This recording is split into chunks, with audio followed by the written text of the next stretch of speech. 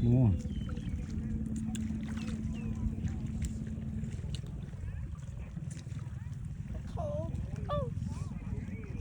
โม่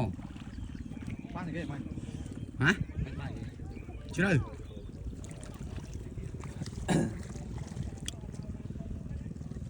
เชื่อป่ะ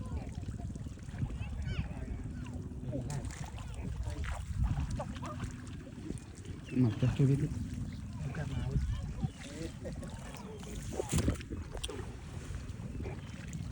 ก็ประมาณ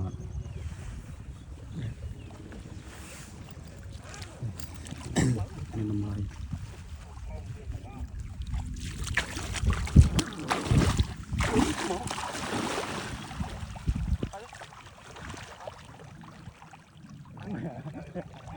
กูเพลินไว้จะต้องเพลินของเราจะไก่